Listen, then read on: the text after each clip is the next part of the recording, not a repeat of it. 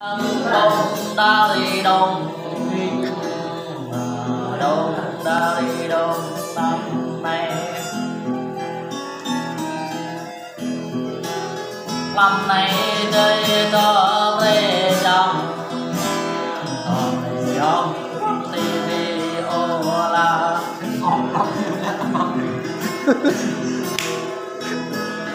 suy răn giờ này ta thùng đây ô dòng năm này đúng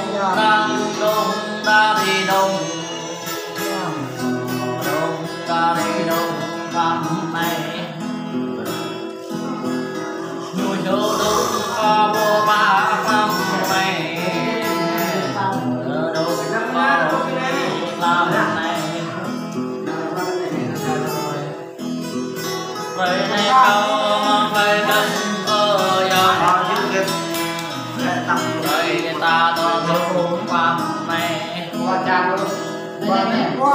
rằng này ta ở nhà có dòng ở xuân có sao có dòng năm tơ biết năm tơ trang bơ sang rằng này có biết mà phải ăn mần năm tơ đất đinh nơi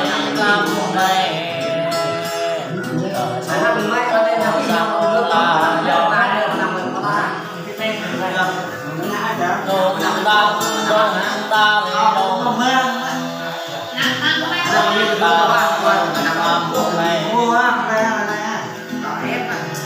ra đây đây mong bay ngon mình nào làm này dòng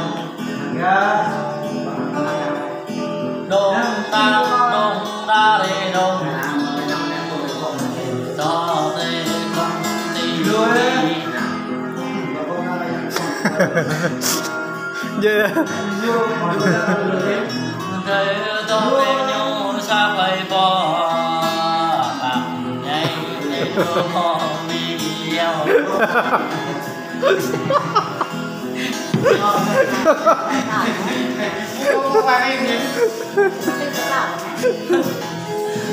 không đó nghe này có hai cái gì cái nào đông ta đi đông làm nghe về cho TV kênh du ca gieo bạc nghe về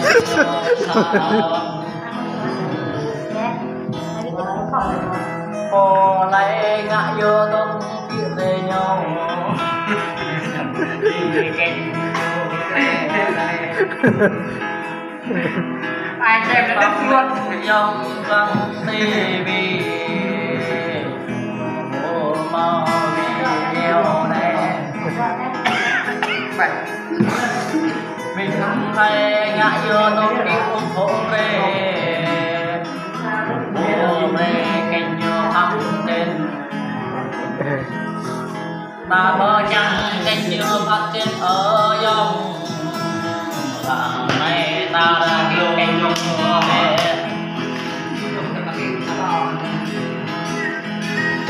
ở ta dòng xe ta ngã vô tung nhưng mà ta là khi đây kênh vô mò xa lò nhiều to quăng nước xem 4.000 giờ